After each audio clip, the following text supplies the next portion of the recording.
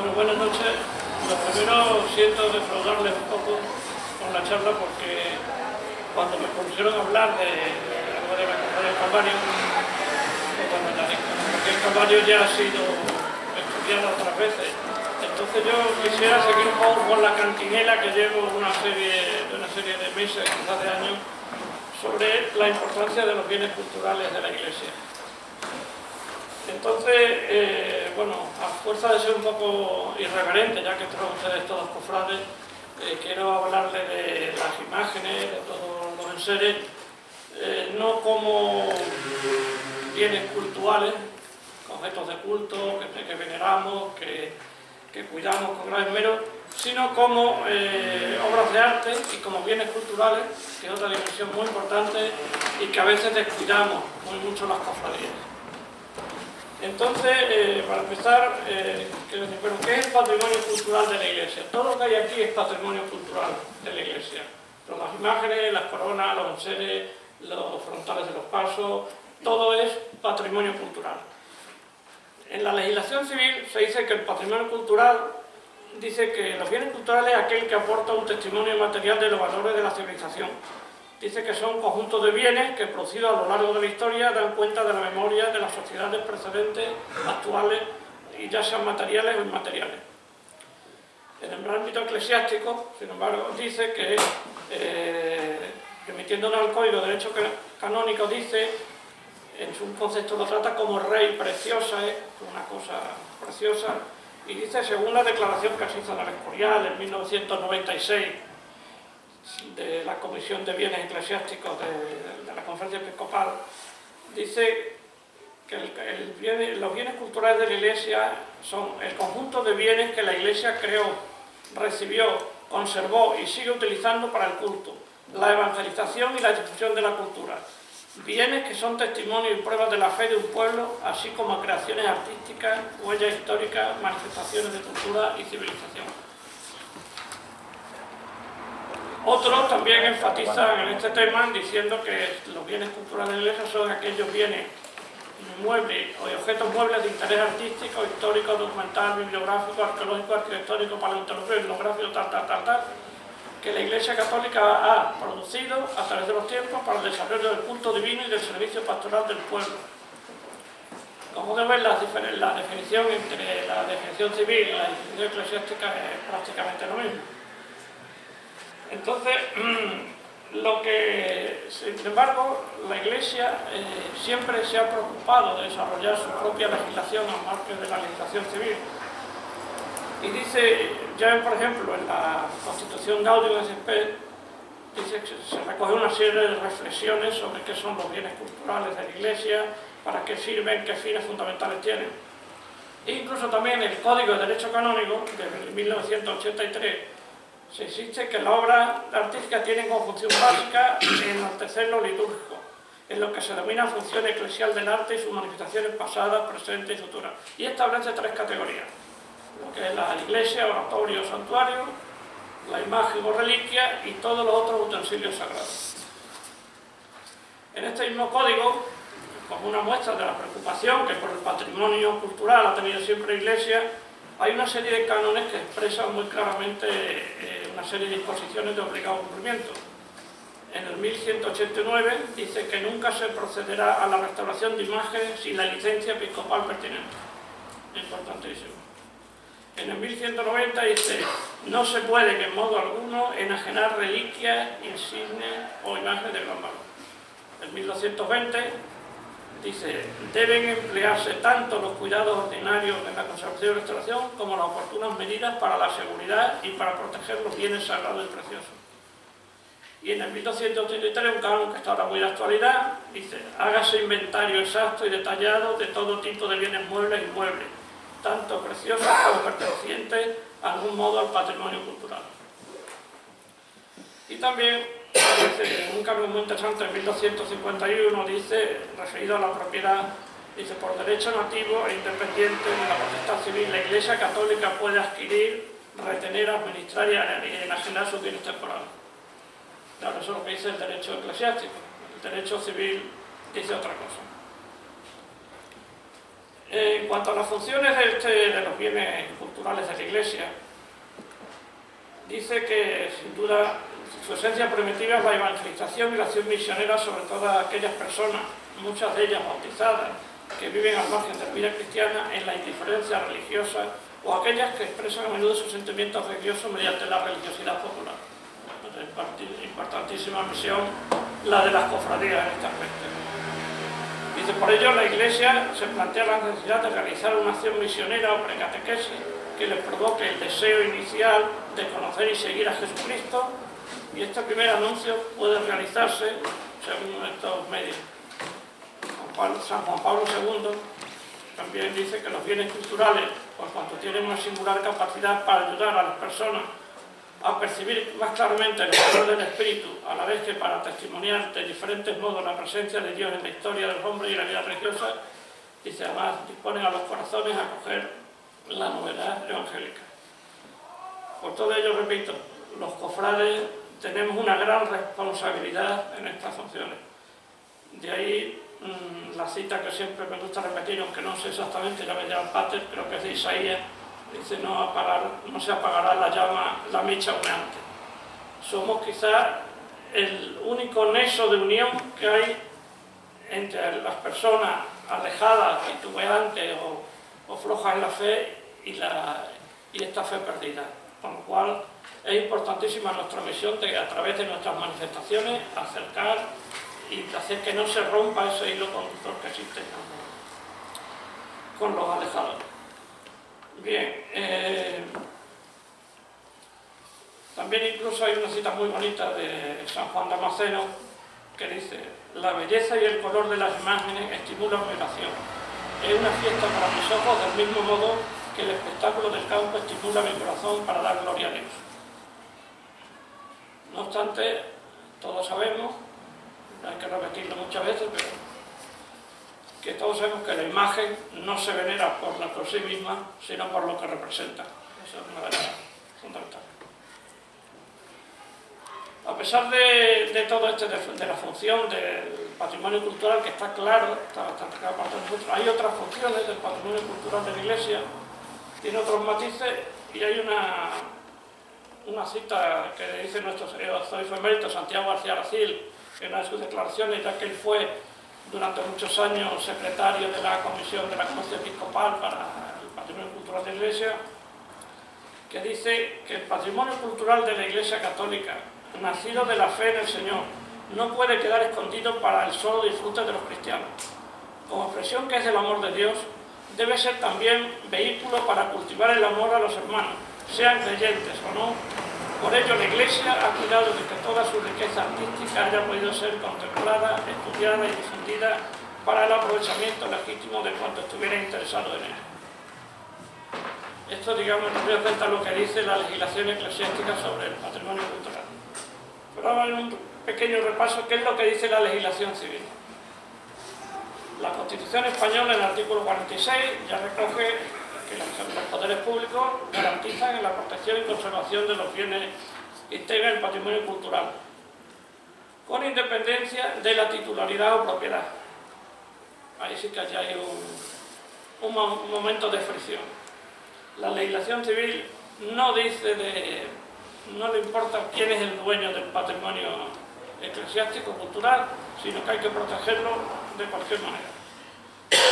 Entonces, y advirtiendo además ante la ley que dice que la ley penal sancionará los atentados contra este patrimonio. Interesante, por si alguna vez nos llevamos una sorpresa con estos temas. También en el artículo 46 de la Constitución y luego en la Ley de Patrimonio Histórico se estableció que integran en los elementos del patrimonio histórico español los inmuebles y objetos muebles de interés artístico, histórico, paleontológico, arqueológico, etnográfico, científico o técnico. También forma parte del mismo el patrimonio documental y bibliográfico, los yacimientos, zonas arqueológicas, sitios nuevos, etcétera, etcétera, etcétera. Y una vez más dice, sin distinguir su titularidad. En esta ley se diferencian los bienes según el nivel de protección, son bienes de interés cultural, los bienes incluidos en el inventario general y el resto de los bienes. Bien. En concurrencia con esto se reforma el Código Penal en 1995 y se introducen durísimas sanciones para todos aquellos 20 que han tenido contra el patrimonio cultural, entre los que se encuentran especialmente la destrucción, el expolio, la venta ilegal o la falta de cuidado. Ojo, cuidado con el tema de la falta de cuidado, que es un delito. Pero más abundancia en 1999, a consecuencia de la asunción de las competencias por las partes de las comunidades autónomas, la comunidad autónoma extremeña dicta su nueva ley de patrimonio histórico y cultural de Extremadura, con unos términos y presupuestos muy parecidos a los del patrimonio histórico español, y se arroga la competencia exclusiva sobre el patrimonio monumental, histórico y artístico que está dentro de la comunidad, y también los cataloga bienes culturales, interés cultural, bienes inventariados y el resto de los bienes. Bien, es verdad que en esto la ley extremeña es bastante, digamos, que reconoce sin complejo que la oposición de la Iglesia Católica como titular de un elenco de bienes de gran importancia patrimonial, cualitativo y cuantitativamente, indicando que es necesario y obligado establecer el cauce de colaboración con la Iglesia para salvaguardar estos bienes. Y bueno, llegado a este momento, ¿cuál es la actitud? Yo que he visitado muchos talleres de restauración o fundaciones, trabajo, entre comillas, es penoso. Llegar a los talleres, están llenos de obras, y esta dice, sí, esta la trajo una cofradía de tal, lleva aquí 10 años, no vienen a por ella. Las cosas se olvidan, se van dejando, y se pierden. Y luego, normas básicas que hay que seguir, que podríamos hablar de este tema mucho, luego si queréis me preguntáis. Hay que evitar los repintes excesivos, hay que procurar que la obra sea reconocible, hay que evitar que se realice intrusismo, hay que estudiar si la obra tiene derechos de propiedad, no se pueden restaurar imágenes cuyo autor esté vivo o hayan hecho en menos de 100 años desde que ha sido toda la restauración. Vamos, no se puede, sí se puede, pero hay que pedir permiso al autor o a los descendientes. Entonces, y todo eso, como digo, teniendo en cuenta que lo que nos mueve es que queremos tratar, queremos cuidar con mimo nuestras obras. ¿Cómo voy de tiempo? Mal, ¿no? Yo no controlo.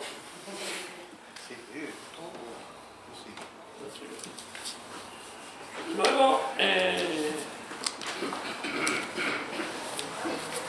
en lo que son las imágenes de Calvario, que yo las he visto, vamos, he estudiado por encima, tampoco eso ya está publicado en un libro, ¿no?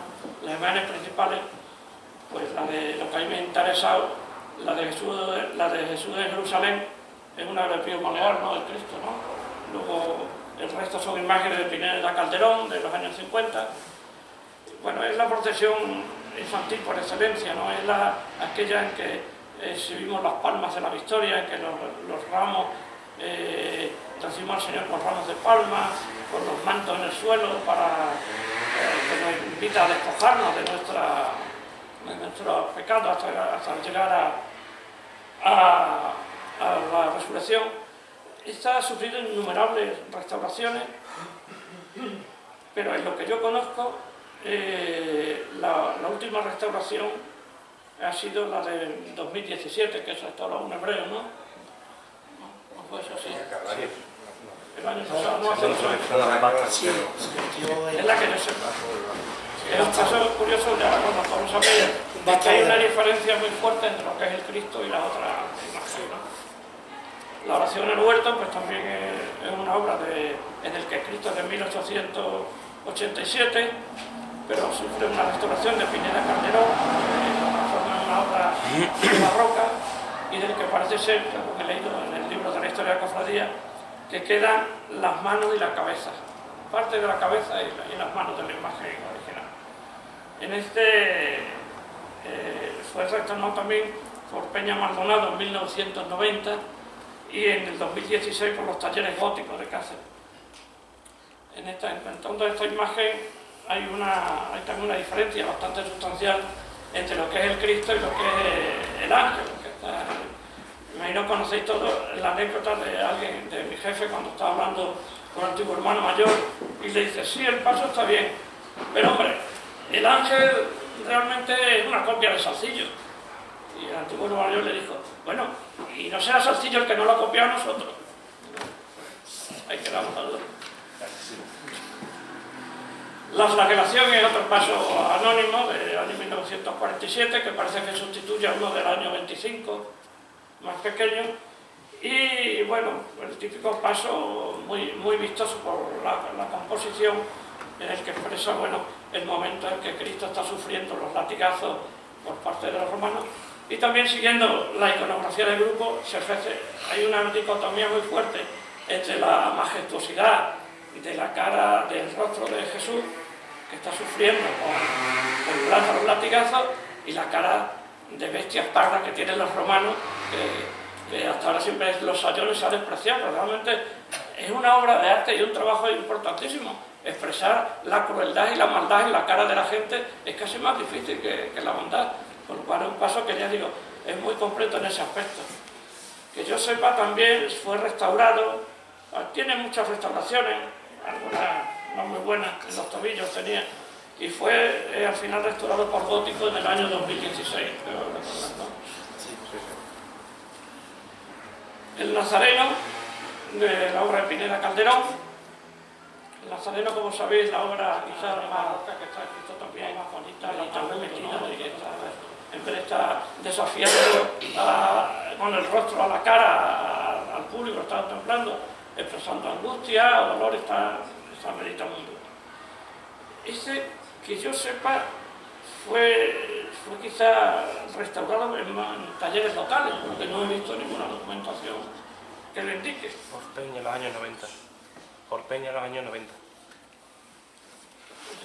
Bueno, no viene en el libro, alguien tiene la culpa.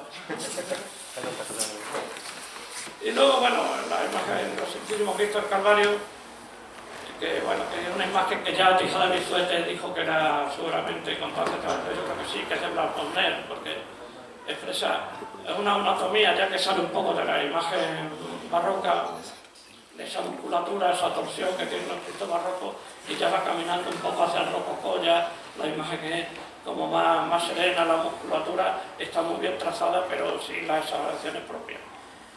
Y también pues, fue restaurado por Peña Maldonado en el año 1990.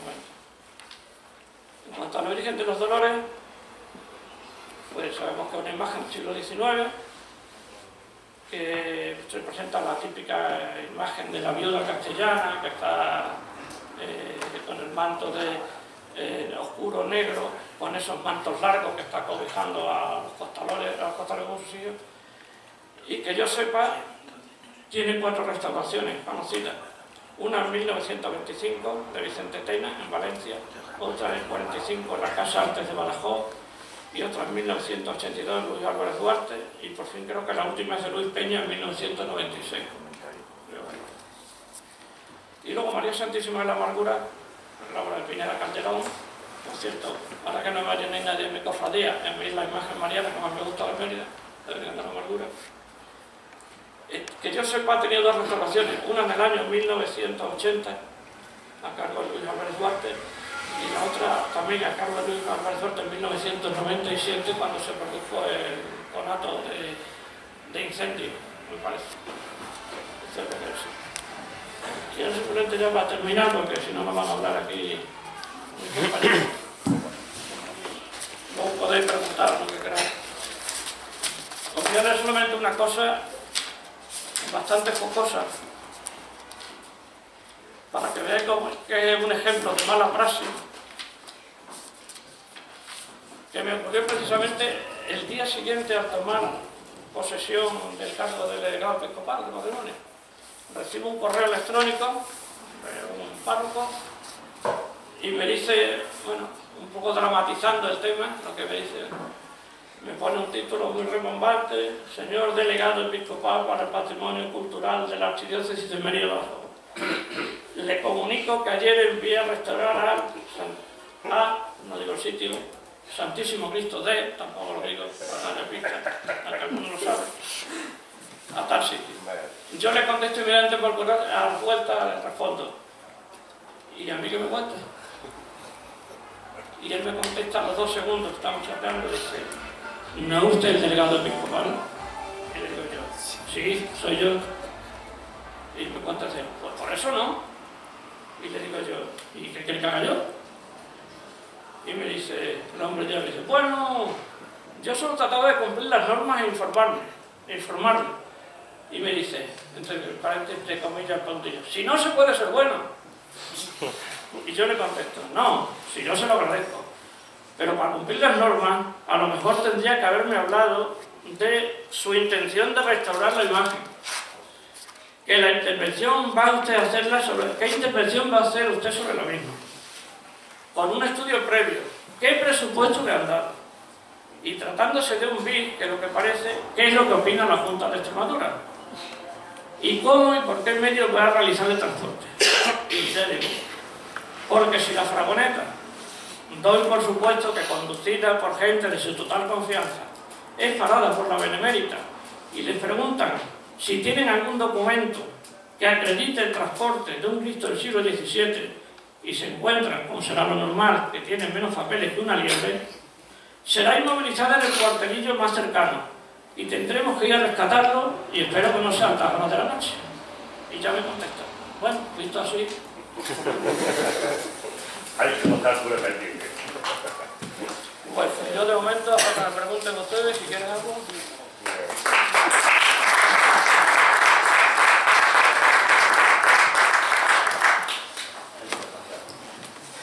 Bueno, muchas gracias, Agustín. No sé si queréis hacerle alguna pregunta ahora o dejamos que sigan poniendo y luego abrimos un poquito el debate con un poquito de todo, ¿vale? Entonces, vamos a darle paso a Mario, que por edad te va tocando ya, y dejamos a jovencitos de José Miguel al final. Yo voy a intentar ser breve. Es difícil, 350 años no se cuentan en pocos minutos. Voy a empezar por el principio. A finales del 17 se funda la cofradía del Cristo del Calvario, que será que, a pesar de los avatares de la época, incluyendo la famosa desamortización de Mendizábal, que dejó sin vencer a las hermandades, llega hasta el siglo XX. Arranco con este dato porque es la cofradía que desde 1667 mantiene las procesiones de Semana Santa hasta que medio siglo después se funda en 1727 una cofradía del Santísimo Cristo de la Liguria con la imagen de un amarrado a la columna, del que se conoce su autoría y que hoy está desaparecida. Según el historiador Francisco Tejada Bituete, esta imagen no tiene nada que ver con la que se venera ahora en la cofradía infantil. Un siglo después, en el 817, se documenta que procesiona ya la imagen de Jesús Nazareno en la noche del Jueves Santo desde el convento de su nombre, hoy Parador Nacional, y en el 1892, la de Nuestra Señora de los Dolores, que en 1900 se fusiona con la del Calvario. Pero vuelvo a los orígenes, a ese 1667, que queda refutado por las investigaciones de don José Sánchez Uruaga y don Vicente Navarro del Castillo, que la primera anotación histórica relativa a la cofradía del Cristo del Calvario la encontramos en el libro de sesiones del Ayuntamiento de 24 de marzo de 1667, donde se recoge el acuerdo famoso que todos conocemos, por el que se cede a la cofradía del Santísimo Cristo del Calvario media fanega de tierra junto a otra ya cedida al Santísimo Cristo del Agua. Aquí Agustín hago un inciso. Si Tejada Bituete databa al Cristo del Calvario a Blas Molner, si el Cristo del Calvario ya estaba en 1667, es un poco complicado que fuera Blas Molner, que nació en 1737. Un poquito ahí Tejada Bituete quizá creo que falló el tiro y desgraciadamente creo que todavía no sabemos de quién es el autor del Cristo del Calvario. Pero voy a seguir más allá. La providencia me llevó al hermano Israel Pereira, que también estaba investigando por ahí, y me facilitó un antecedente interesantísimo que afianza aún más 1667 como el de al menos la concreción de la fundación de la hermandad, y en el que además nos clarifica el nombre de su fundador o de uno de sus fundadores. Así, llama la atención un oficio del año 1667 acerca del encargo de un resucitado para la cofradía del Cristo del Calvario de Mérida, y que lo voy a leer.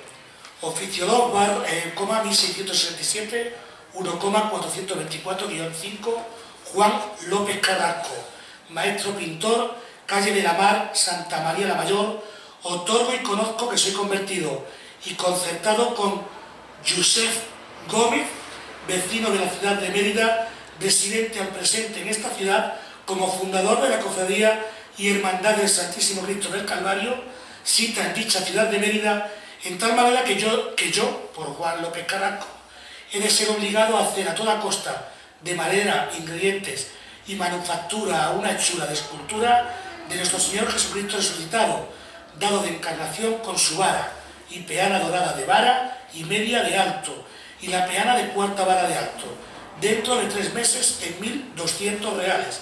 Recibe de Josep Gómez 288 reales el 22 de abril de 1667. Una imagen que fue entregada a la cofradía en octubre de ese mismo año. Gracias a este dato conocemos, por un lado, la procedencia de aquel resucitado que ya procesionaba la hermandad y cuyo destino final, como pasa con muchas cosas que conocemos, y por otro lado conocemos que López Carrasco, Juan López Carrasco, fue un artesano importantísimo en la Sevilla de la época, además discípulo de Murillo. Por lo tanto, datos que afianzan en 1667 esa fundación, entre comillas, de la Hermandad del Calvario. No obstante, a pesar de que la fusión se produjera en 1900, su elección canónica se produce en la parroquia de Santa María el 18 de septiembre de 1924, y así se hace con la prensa de la época en el Correo de la Mañana del 6 de noviembre de ese año, donde refleja que el reglamento fue aprobado por el Gobierno Civil de Badajoz el 28 de agosto de ese año y se recoge el hábito de la cofradía y referencia a los 27 artículos de su estatuto, además de los nombres de la Junta de Gobierno. Y es que hasta la refundación en 1928 de la Cofradía de los Castillos, la Hermandad del Calvario organizaba en exclusiva la Semana Santa. En los primeros años de cohabitación de ambas hermandades, las dos se coordinaron a la hora de organizar los desfiles, a pesar de los piques sanos entre los dos hermanos mayores, incluidos los párrocos, piques que tenían como único fin el conseguir un mayor esplendor a la Semana Santa. Volveremos a ello luego. Eso sí, también publicaba cada hermandad su programa de mano aparte. La prensa recoge en sus informaciones sobre las procesiones de Semana Santa el anuncio de cada hermandad por separado.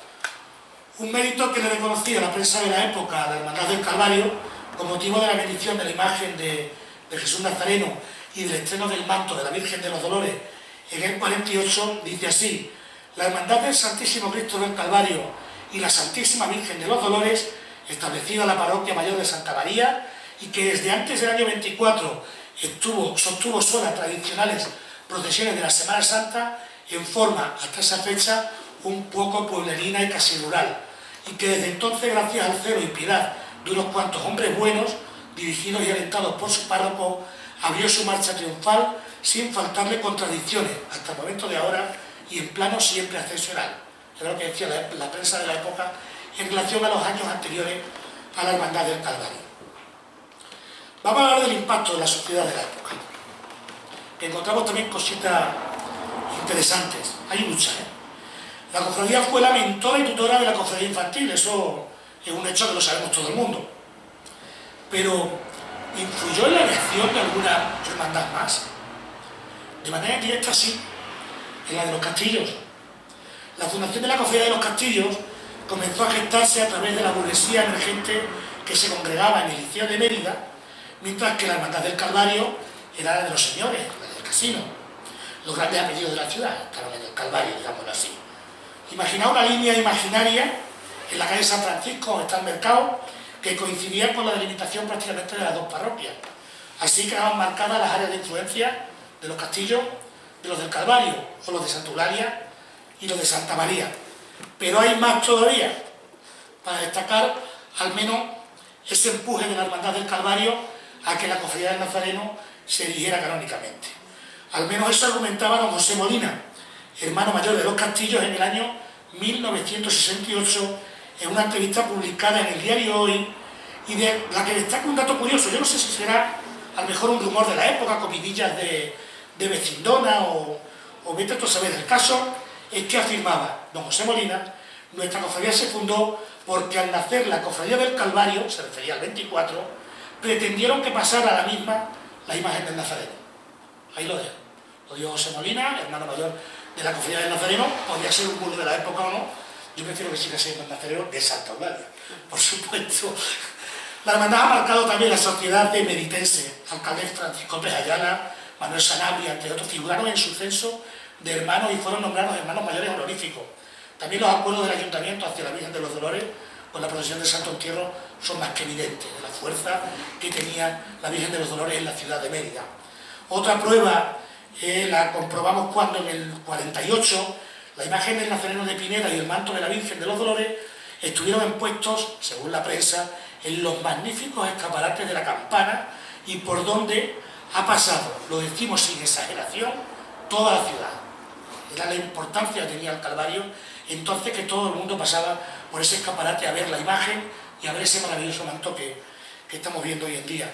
Otro botón de muestra lo constituye en el 49 la constitución del tesoro de la Virgen de los Dolores.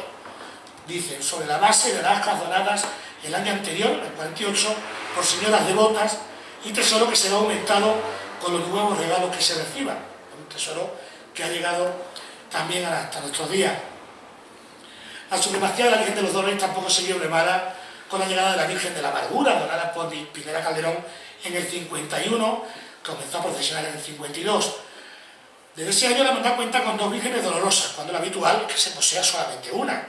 El que fuera hermano mayor de la cofradía, Federico de las Heras, justificaba el hecho en que la hermandad salía prácticamente todos los días y que todas salía la misma Virgen, con lo cual había que darle una alternancia. Con lo cual la Virgen de los Dolores quedó única y exclusivamente para la procesión del Santo Entierro y la procesión de la Soledad, mientras la Amargura acompañaba al Martes Santo o el resto de días en el que salía la cofradía o en la misma procesión del silencio con el Nazareno del Silencio. Hay otro tema importante y que los niños conocerán, el overbooking que había en Santa María con la cofradía infantil y la cofradía del Calvario. Hasta el año 81 la hermandad salía y hacía su entrada, excepto Santo Entierro, desde la parroquia de Santa María. Así que desde la fundación de la infantil, el panorama del interior de la parroquia en los últimos días de Cuaresma era bien distinto del que conocemos hoy en día, era como un arco, todo lleno de pasos. Los pasos de la hermandad del Calvario se colocaban en la nave trasera de la parroquia, delante del paso de la Virgen de la Amargura, cuya imagen se subía el lunes santo por la mañana, ubicado delante de la capilla del bautismo, se colocaba el paso de palio de la Virgen del Rosario. Delante de la puerta del atrio, hoy Cabildo, el paso de la entrada en Jerusalén, que en la noche del Domingo de Ramos se desmontaba y se llevaba al local de la hermandad en la calle Pontezuelas. Ocupaba ese día su lugar el palio de la Virgen del Rosario. Los pasos del Cristo de Beñaceli y el de la oración en el huerto delante de la capilla López de Ayala y el beso de Judas delante de la capilla de la Roca. En el centro del coro, los otros 2 pasos, flagelación y Nazareno. En un santo nada más entrar los infantiles, se desmontaban los pasos y quedaba la iglesia con los 4 pasos del Calvario, aunque cuando había procesiones magnas quedaban también el beso de Judas y el Medinaceli, un caos organizado que a los párrocos de hoy en día no hubieran consentido de ninguna manera. Eso sí, del paso de la Amargura se quitaba la imagen y el palio, pues el miércoles por la mañana ya se colocaba en él, sobre la parihuela, la Virgen de los Dolores. El Martes Santo del 81, sin estar contemplado en el programa procesional, aunque sí avisado en la prensa, no había Facebook, Twitter, Instagram, se decidió que la hermandad siguiera al llegar a la Concatedral de Santa María por la calle San Salvador para retirarse en la ermita del Calvario, pues ese día quedaría bendecida la ermita de Nuestra Señora de la Amargura, según recoge también la prensa de la época. Hubo una gran sorpresa y revuelo a los hermanos que la acompañaban y a los que esperaban en Santa María, sobre todo los más pequeños. Así salía cada Martes Santo, ya de manera oficial hasta 1990, en que la cofradía comienza a salir y a entrar de la ermita, a excepción de la Virgen de los Dolores, que aún permanecerá en Santa María para esperar al Santo Entierro. Otra curiosidad de la Hermandad del Calvario a lo largo de la historia es la dualidad de ubicaciones, algo que ha traído también de cabeza, sobre todo a los párrocos, a los curas. Vivió esta situación curiosa de estar establecida en la parroquia de Santa María y conservar pasos y salidas procesionales en otra. Todo surge en el año 66, cuando se detecta la extraña situación en la que vivió la hermandad, permaneciendo simultáneamente en 2 sedes canónicas. El Cristo del Calvario se veneraba la ermita y la cofradía estaba erigida en la parroquia de Santa María. Y es que cuando se erigió la parroquia de Cristo Rey, surgía esa ubicuidad de la hermandad, pues la ermita donde se veneraba el Cristo del Calvario quedaba bajo el ámbito de esta parroquia. La construcción del templo, que iba a ubicarse allá arriba, tuvo que ser descartada por la aparición del Castellum Arque. De esta manera se buscó el emplazamiento actual, cuya construcción comenzó en el 72 y finalizó en el 78. Así las cosas, el obispo de la diócesis, don José María Caras y Alenda, decretó que la Hermandad del Calvario quedaba erigida canónicamente en la parroquia de Cristo Rey. El mismo decreto es el que establecía esa dualidad, ya que establece que la Virgen de los Dolores, el Nazareno y los pasos de la cofradía infantil vinculados a la Hermandad del Calvario se mantengan y se les dé culto en Santa María, así como que sea desde allí donde deban realizar sus salidas procesionales. Y un dato para la cofradía infantil: dejaba la posibilidad a la cofradía infantil de que, si lo deseaban, podían trasladarse también a la parroquia de Cristo Rey, dejando Santa María sin ninguna cofradía. Una situación que se mantuvo hasta el año 2010, cuando la Virgen de los Dolores realizó su última salida desde la concatedral, estableciéndose como única sede ya de salida y entrada a la parroquia de Cristo Rey y la ermita del Calvario. Con este traslado de la Virgen hay que lamentar el fin de una de las tradiciones más hermosas y arraigadas de la Semana Santa de Mérida, y es que invariablemente desde su fundación, a Viernes Santo, la Virgen de los Dolores esperaba al Cristo aquí, en la puerta de la concatedral. Se rompió un año, en 1950, cuando por obras en Santa María, la Virgen de los Dolores salió de la ermita del Calvario y se recogía en la iglesia de San Juan de Dios, actual Asamblea de Extremadura, donde permanecieron al culto durante las obras. Momentos amargos, dulces y agridulces. Bueno, toda cofradía y todo colectivo tiene sus muescas. El martes santo del 97 fue una jornada dura para la cofradía y para todos los cofrades de Mérida, cuando a la altura de Luis Chamizo, una de las velas de la candelería del Paso de la Amargura se desprendió, llegando a alcanzar a la imagen. Con momentos de tensión, aunque la cosa no llegó a mayores gracias a la rápida y ágil intervención de un joven desde el público. Aún así, solicitando desperfectos en la cara a la imagen, que tuvo que someterse a la restauración que acabas de comentar. Pero por encima de todo, muchos momentos amargos y momentos dulces. Uno de los momentos dulces de la Hermandad del Calvario, para mí, fue el año del centenario, el año 2000, en que la Cofradía del Calvario echó el resto con misa televisada, lotería especial para la Hermandad, lotería nacional, y los momentos más emotivos en la procesión de Santo Entierro, en la que la Hermandad procesionó todos sus pasos, además de la entrada en Jerusalén, el Cristo velado, que en su día también estuvo vinculado a la Hermandad.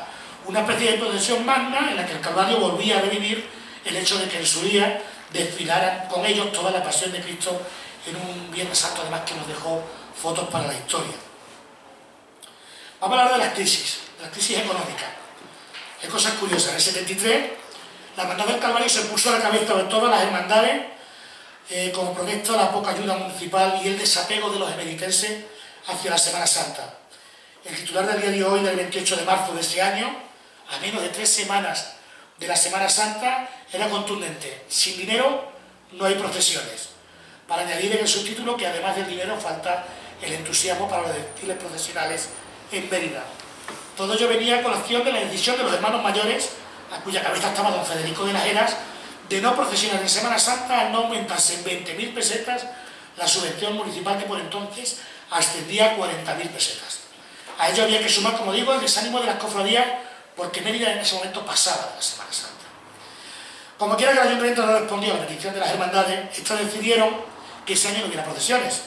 El acuerdo exacto, es curioso, dice que iban a hacer las procesiones un año sí y un año no. Se iban a haber Semanas Santas alternas en Mérida para que hubiera dinero para las procesiones. Un hecho que se convirtió en el culebrón de la cuaresma de ese año y tuvo su siguiente capítulo el 5 de abril, a semana y media de la Semana Santa, cuando el presidente de la Comisión de Cultura, entonces Fernando Rodríguez Gómez, valoraba la crisis y hacía su apreciación. A título meramente particular, decía el concejal, considero que las dificultades de carácter económico deben resolverse reduciendo el número de procesiones y aumentando el contenido religioso de estas. Me parece, decía, totalmente improcedente que la solución se busque en mantener el mismo número de procesiones, pero saliendo a la calle un año sí y un año no. Es lo que decía el concejal. Al final lo llevó a Santa Río el 10 de abril, casi una semana para Semana Santa, en un alarde tipográfico: habrá Semana Santa. Los problemas económicos se solventaron no gracias al ayuntamiento, sino a la colaboración de los emeritenses, de los empresarios, de los comercios y el bolsillo de los hermanos que asumieron cuotas extraordinarias. Pero había tanta crisis, hacía falta dinero. Fijaos, la Hermandad del Calvario presentó ese año, como estrenos y como novedades, una magnífica banda de música, trompetas y tambores, como dicen en el periódico, de las que desfilan en las procesiones sevillanas, que ha sido contratada en la capital andaluza. La banda era de Mairena del Alcón. También de la misma capital andaluza vendrá una pareja de cantadores de saeta. La cofradía también tiene contratada la extraordinaria banda de la Policía Armada de Badajoz. Y a esto hay que sumar la corona con incrustaciones de piedras preciosas de la Virgen de la Amargura, toca y círculo de oro para la Virgen, varas de directivos doradas y plateadas y unas infantiles para los diputados de orden. Y el Viernes Santo, además, estrenan también el plateado de la urna. O sea, la crisis que decía, las hermandades eran monumental. Un año después, en el 74, vuelven otra vez los problemas económicos. Existía la nueva posibilidad otra vez de que ante la falta de ayudas económicas no pudieran salir las procesiones. ¿Quién había anunciado eso? La Hermandad del Calvario, porque el sábado de Pasión, antes del Domingo de Ramos, titular del arte, la Hermandad del Calvario sacará sus procesiones, que apreciamos claramente que quien llevaba la voz cantante de todas las hermandades era la Hermandad del Calvario, la Hermandad fuerte. Con respecto a los días de salida, hay muchas curiosidades. A lo largo de la historia ha ido variando sus días de salida, pasando por los 7 que componen la Semana Santa, del Domingo de Ramos al Domingo de Resurrección, por el resucitado que comentábamos anteriormente. Antes de la fusión, en el año 1900, procesionaban el miércoles santo con la oración del huerto, jueves santo con el nazareno del silencio, viernes santo entierro y soledad y el domingo el resucitado. A partir de la fusión, procesionarán el jueves santo con el nazareno del silencio, la Virgen de los Dolores, que lo esperaba en la puerta de Santa María, y el viernes santo, para el acto del sermón, salían el nazareno del silencio, que se unían San Juan, la Magdalena de la Verónica, y una vez terminado, se procesionaba Santo Entierro con un paso alegórico del Venado de la Muerte, San Juan, el Yacente y la Virgen de los Dolores. De este acto hablaremos después. Posteriormente, con la adquisición del paso de la entrada a Jerusalén, salen el Domingo de Ramos, el miércoles santo con el Nazareno del Silencio, jueves santo por la mañana con el crucificado, que era descendido ya, y el viernes santo Entierro y soledad. A partir de ese año, pues han ido variando todos los días de salida, desde el Domingo de Ramos hasta el Sábado Santo. Hablaremos del Sábado Santo también. Pero nos vamos a detener en 1929, cuando entra en escena la Cofradía de los Castillos. Destaca el correo extremeño, que se congratula de la creación de una nueva cofradía porque ponen en orden las procesiones que eran burda y chacota para los descreídos y causaban profunda pena en los descreyentes.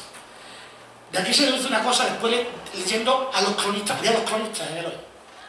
Y uno era de cada cofradía, fijaros qué casualidad. Uno escribía bien de la Hermandad del Calvario y otro escribía bien de los Castillos. Se notaba, y luego veremos una exaltación a la Hermandad del Calvario que hacía el otro cronista. Además, las hermandades, como decíamos, organizaban de tal manera sus procesiones para no entorpecerse. Eso estaba por debajo de la mesa. El caso es que ese año, con la intención de mejorar su organización, la Cofradía del Calvario son el miércoles santo con la oración en el huerto y la Virgen de los Dolores a las 9 de la noche, para, según recoge la misma crónica, recogerse, dar tiempo a cenar y descansar para ver al nazareno que salía a las 12 de la noche. Recoge la crónica que el sentir general de la población lo escribía el periodista que era favorable al nazareno, que la oración del huerto saliera a la hora de años anteriores, o sea, a las 7. Se habían cambiado de hora ese mismo año, curiosamente, para que no estorbara la salida del nazareno. Y saliera sobre las 10 de la noche el nazareno, porque así se dicta una procesión a las 12 de la noche que no tiene razón de ser. Estamos hablando de 1929. El resto de jornada continuaba igual que en 1929, pero en vez de adelantarse el Calvario en la salida, al final el nazareno fue el que adelantó su salida a las 11 de la noche. ¿Y gracias a quién llegó la solución? 1931. Los comerciantes de la época deciden cerrar los comercios el miércoles santo a las 7 de la tarde, para que la procesión de la oración en el huerto salga a las 8 y el nazareno salga a las 10:30. Fueron los comerciantes los que mediaron ahí para que la procesión del nazareno de Santa Eulalia no se viera mermada. Otra curiosidad se da con el paso de la flagelación, que es el que más veces se ha quedado en casa sin salir a lo largo de toda la historia desde que está el paso de la flagelación en la Hermandad del Calvario. Es más, en una ocasión, en el 59, lo hizo con la cofradía infantil junto al Cristo de Medinaceli, Jueves Santo por la mañana, además dentro de las filas de la cofradía infantil. En 1962, el Calvario cede la burrita a la cofradía infantil, con lo cual dejan de salir el Domingo de Ramos.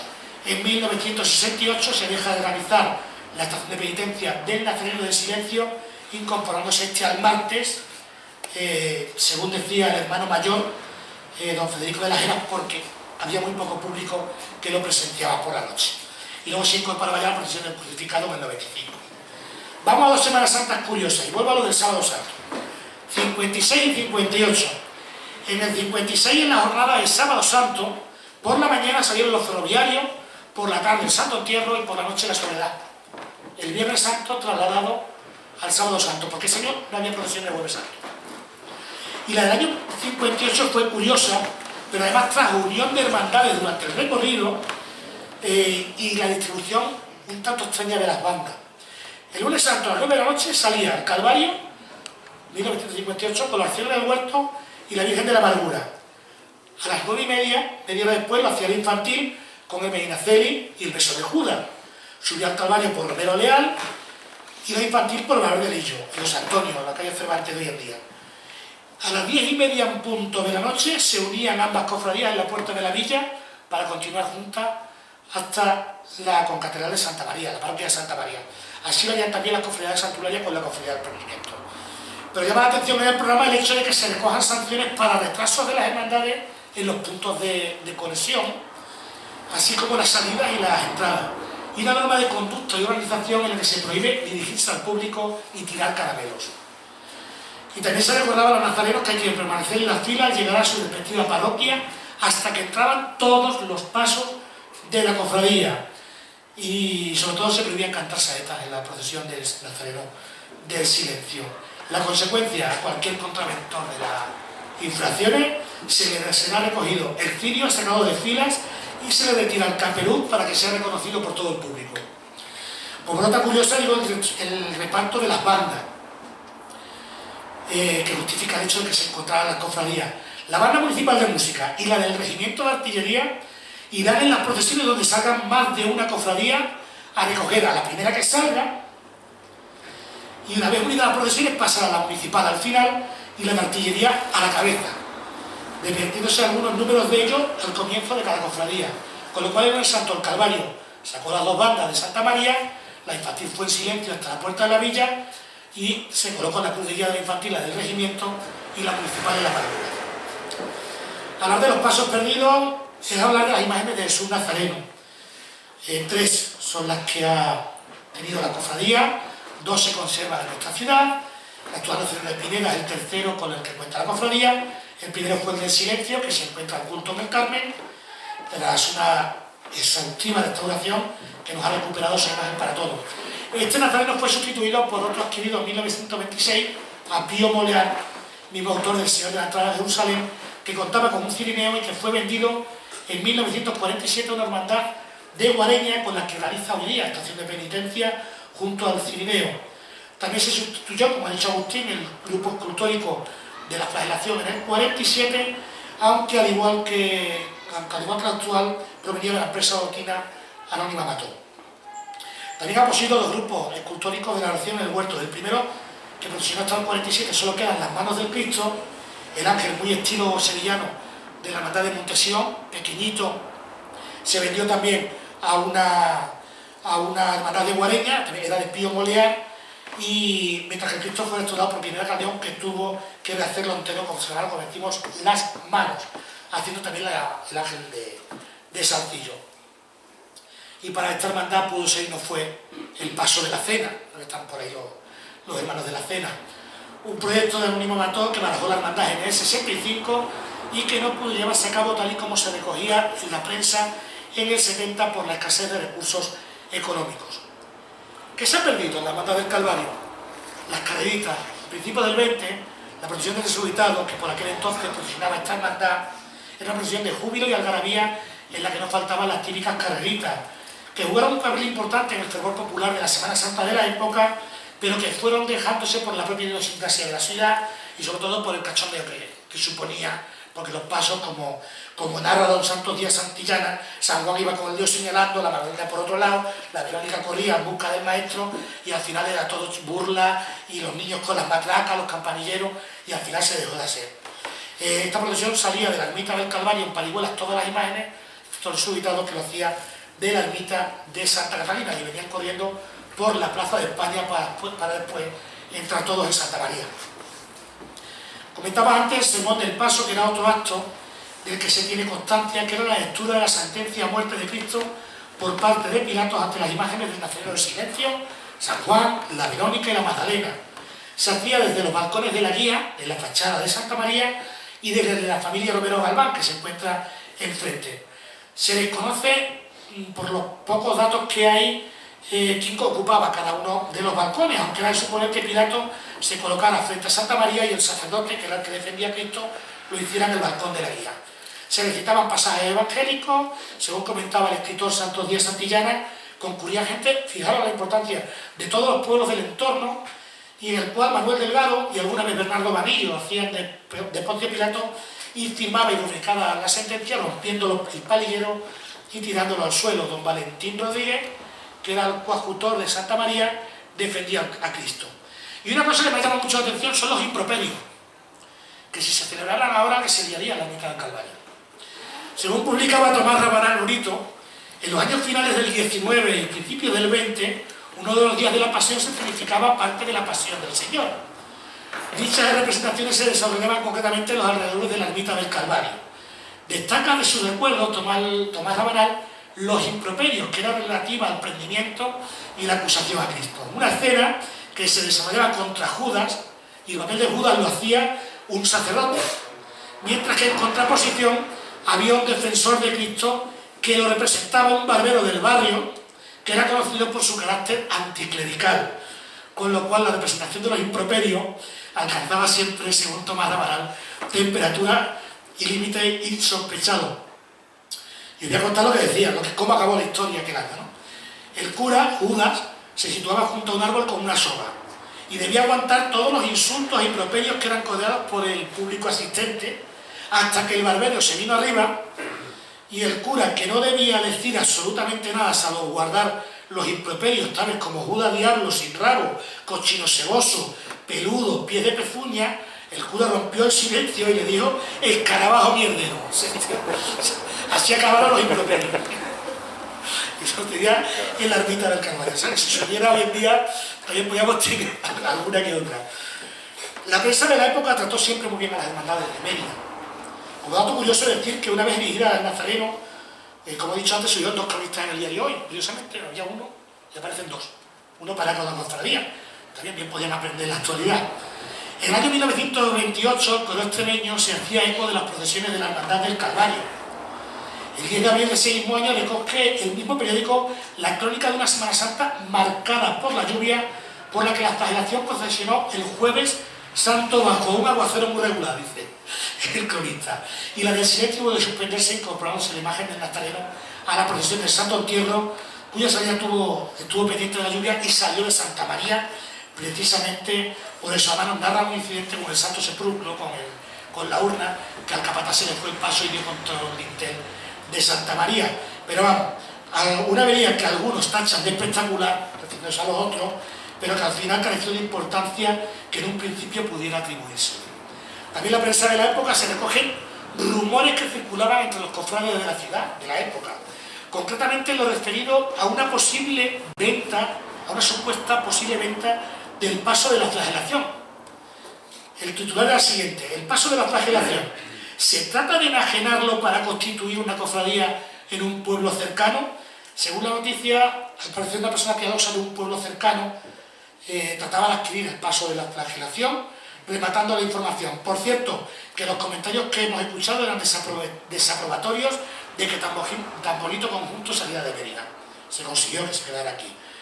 Hay que recordar que solo 3 años antes había sido adquirido.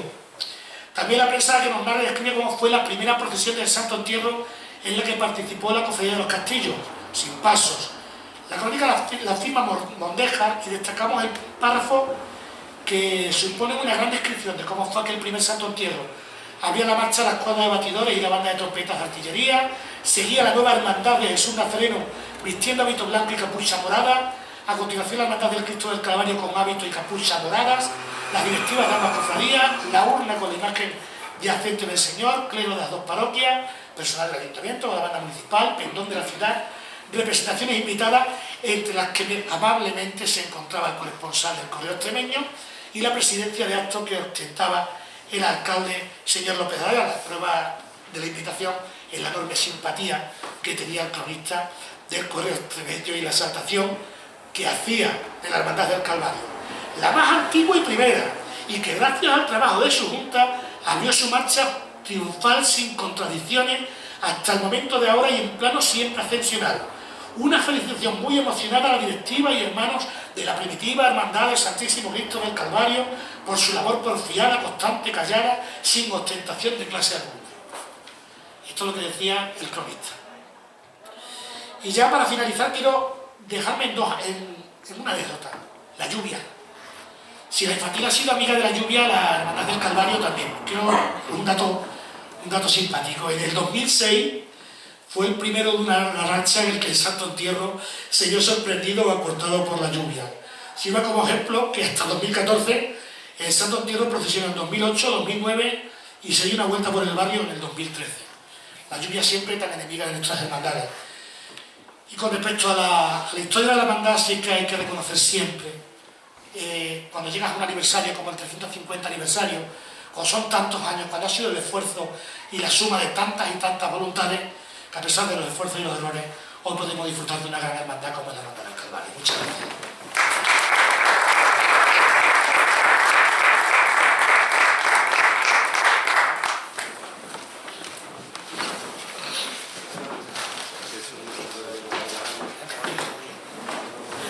Bueno, muchas gracias, Mario. Creo que además de algo de escarabajos y cosas así raras, también nos hemos nutrido de nuestra información que se decía en los medios que hablábamos y creo que de bastantes datos de la época en la que, bueno, hay detalles al menos curiosos de lo que una hermandad podía llegar a ser en años o lo que podía llegar a imponer, por así decirlo, en la vida social, ¿no? Vamos a darle paso a José Miguel. Él nos va a hablar un poquito de algo un poquito más íntimo, de cosas nuestras, de cosas que pasan, que han ido pasando en nuestra propia hermandad, de decisiones, de no decisiones. Le dejo ahí un poquito el campo abierto y que nos vaya contando. José Miguel. Bueno, muchas gracias. Yo voy a ser muy breve, muy breve. Como casi todos sabéis, lo mío no es hablar, sino cantar. Entonces yo, para hablar, voy a hablar muy poco, además no lo voy a cantar. Bueno, me gustaría enfocar mi intervención breve acerca de nuestra hermandad, trasladando una reflexión sobre un aspecto íntimo en la vida de la hermandad y fuente constante en los años que he vivido dentro de su junta de gobierno, de reflexiones, incluso discusiones en su seno. Bajo mi punto de vista, unido al patrimonio espiritual y religioso y al cultural y artístico, las hermandades en nuestro país guardan una parte muy importante de nuestra esencia como sociedad. Guardan un sentimiento de devoción popular sincera, salpicado en algunos casos de cierta heterodoxia, pero creo que muy importante en el conocimiento de la figura y el mensaje de Jesús, como se ha dicho anteriormente. Las hermandades y cofradías son poseedores de una de nuestras más longevas y características tradiciones, como son las estaciones de penitencia de la Semana Santa. Quiero resaltar que cuando hablo de tradición me estoy refiriendo de modo genérico a la celebración de las procesiones, pero también y de manera muy especial, ya centrándome en el caso de nuestra querida hermandad, a la manera, a los detalles de cómo se procesiona. Todos los que hemos estado dentro de la organización de una hermandad conocemos ciertos detalles que componen el ritual interno, más íntimo de la preparación y el desarrollo de cada estación de penitencia. La Hermandad del Calvario, y lo acabamos de ver en la exposición que ha hecho Mario perfectamente, ha demostrado desde siempre que es una hermandad viva, capaz de guardar celosamente lo más característico de las tradiciones, pero también en continuo cambio y continua evolución. Me planteo entonces, ¿qué se debe conservar a toda costa y qué es susceptible de ser innovado y actualizado? Los hermanos mayores con los que yo he trabajado en la hermandad, en mayor o menor medida, siempre han estado abiertos a escuchar planteamientos sobre casi cualquier aspecto. Y tal y como sabemos, nuestra hermandad ha variado incluso varias veces algo tan sustancial como es su hábito de procesión, incluidos los pasos que procesiona y todos los datos que nos ha dado Mario y que son los que han tenido repercusión de la hermandad hacia afuera. Como ejemplo de cosas que van variando, que han variado y que luego se han replanteado, quiero plantear el caso, por ejemplo, de la recuperación que se ha hecho hace pocos años del hábito de la hermandad, del hábito que procesionaba la hermandad antiguamente el Domingo de Ramos, que era con la capa y el cubrerostro blanco. Un hábito que incluso muchos hermanos y emeritenses ignoraban que fuera tal, a pesar de que había estado incluso expuesto en la exposición que se hizo con motivo del centenario. La recuperación, en este caso, de ese hábito no deja de ser un testimonio, una muestra pública de algo como es la confraternidad entre ambas cofradías, la cofradía del Calvario y la cofradía infantil. Y es importante, por ejemplo, en este caso, hacerse esa recuperación de cara a lo que muestra y que puede tener repercusión en el exterior. Pero todo ello es fruto no de la decisión de un año, de una junta concreta, sino de la reflexión durante muchos años, en este caso, de ambas cofradías, hasta que se llegó a esa decisión. Sin ninguna duda, en las últimas décadas del pasado siglo, en mi opinión, una de las decisiones más acertadas, tomadas por un hermano mayor, en este caso, de Isidro Angua, que está aquí esta noche, fue la recuperación de la procesión del Santísimo Cristo del Calvario crucificado y su posterior descendimiento. Pero incluso en esa recuperación tuvo cabida la innovación, con la ubicación en un horario de madrugada y el carácter de estricto silencio y penitencia. A nadie oculto, pues prácticamente todos conocéis que para mí esa procesión supone lo que representa la verdadera esencia de una estación de penitencia. Pues bien, dentro de esa misma estación de penitencia no se ha dejado de innovar en detalles continuamente a lo largo de todos estos años.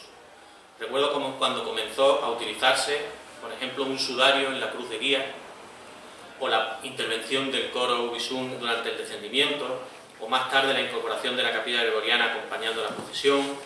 Un año más tarde, y con la llegada a nuestra ciudad de Don Paco y a la ciudad y a la hermandad, se comenzó la visita durante esa estación de penitencia al Santísimo Sacramento en nuestra parroquia. Podemos constatar de esta manera que año tras año, y con el paso de distintos hermanos mayores, se ha ido conformando todo un corpus ritual de esa procesión.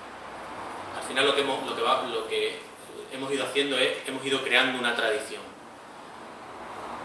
¿Deben las futuras juntas de gobierno respetar estas tradiciones ya heredadas? ¿Por qué? ¿O por qué no? Eso es lo que hoy brevemente quiero plantear, y tengo aquí ejemplos de cosas que han ido cambiando y que se han visto desde dentro. Quizás algunas se han visto desde dentro y otras no desde fuera, algunas ya se han comentado, incluso cambios de salidas procesionales, de salir de Santa María a salir de la ermita, la instauración de la capa blanca dentro del hábito, el cambio paulatino que se ha venido dando de sacar los pasos primero de rueda a hombro, luego de hombro paulatinamente a costal, el traslado que hubo de la Virgen de los Dolores a la Iglesia de Cristo Rey, la pérdida, como ha comentado Mario, de ese encuentro del Cristo del Calvario con la Virgen de los Dolores. ¿Sería bueno recuperar ciertos aspectos que se han ido perdiendo? Sí, no. Algunos de los cambios, que es el planteamiento, porque yo siempre en esto de todos los cambios que se van haciendo en las hermandades, todos los cofrades que sentimos que la Semana Santa y que una hermandad, sobre todo en concreto, forma parte casi de nosotros mismos, tenemos una opinión sobre todo lo que se hace dentro de la hermandad. Y los que hemos estado dentro, quizás más porque tenemos el vicio de opinar sobre todo, incluso alguna vez aunque no nos pregunten. Yo tengo claro que al final la responsabilidad es del hermano mayor, y como tal hay que respetar las decisiones, las que sean. Pero sí es cierto que los hermanos mayores, todos han estado abiertos a escuchar opiniones y luego evidentemente a reflexionar y tomar sus decisiones. Mi opinión es que la clave para innovar es no dejar y no perder la esencia misma de lo que es la hermandad. claro, hasta qué punto cuando uno va innovando en las procesiones va perdiendo parte de su propia identidad para ir. Bueno, pues esa es la reflexión que yo quería dejar esta noche, porque se pueden variar cosas nuevas y se pueden recuperar cosas antiguas.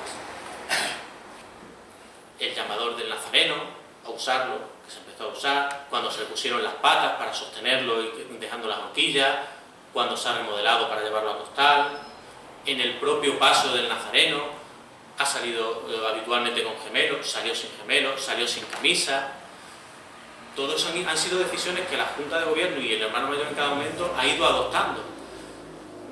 ¿Han variado la esencia cada año que se ha ido haciendo del...?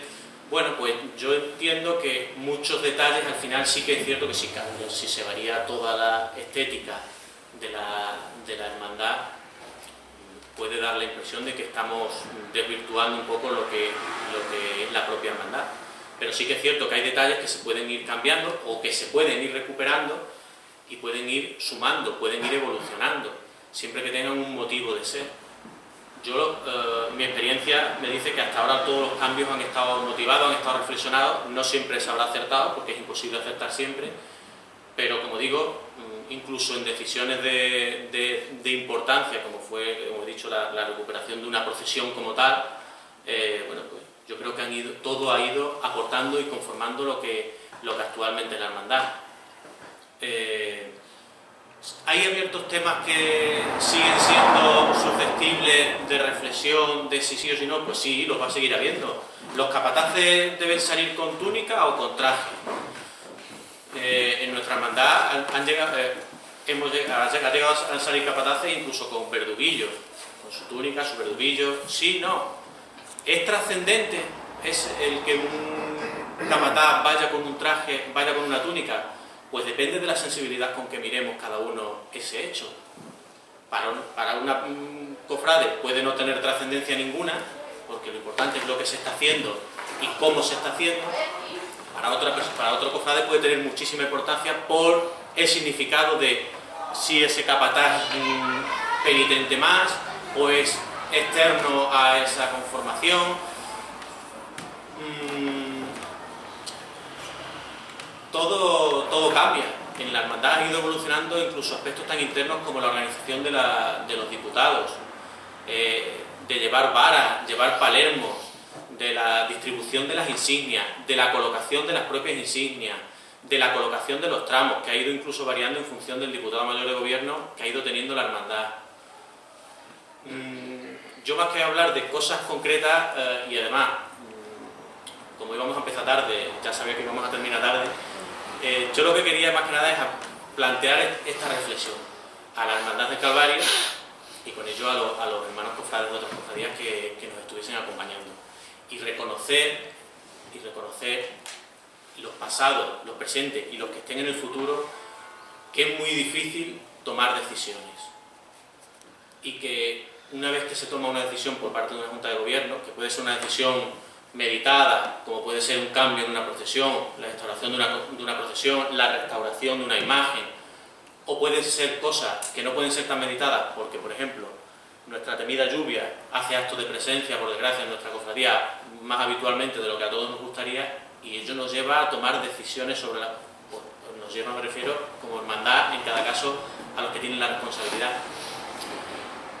Yo lo último que quiero decir es siempre que se respeten las decisiones que toman las juntas de gobierno, por parte de todos, acertadas o no acertadas, pero que son decisiones que se toman siempre por el bien de la hermandad. Y yo lo que animo es a que todas las juntas de gobierno reflexionen sobre qué cambio se está produciendo en la Semana Santa de Mérida y hasta qué punto podemos llegar o no a desvirtuarla y a parecernos a una Semana Santa que no somos, ¿vale? Ya digo que yo soy partidario de innovar, de recuperar cosas antiguas siempre que tengan sentido en la actualidad y de ir cambiando las cosas que sean susceptibles de cambiar, pero hagamos todos la reflexión de que todos esos cambios no muevan la esencia, no desvirtúen la esencia de la Semana Santa de Mérida. Y para mí, en mi caso, que soy cofrade del Calvario, y creo que además de las posiciones que hemos escuchado antes en su boda de Mario, para mí la Hermandad del Calvario sigue marcando en buena medida la esencia de la Semana Santa de Mérida. Yo no quiero decir nada más que esa era la reflexión que quería plantear.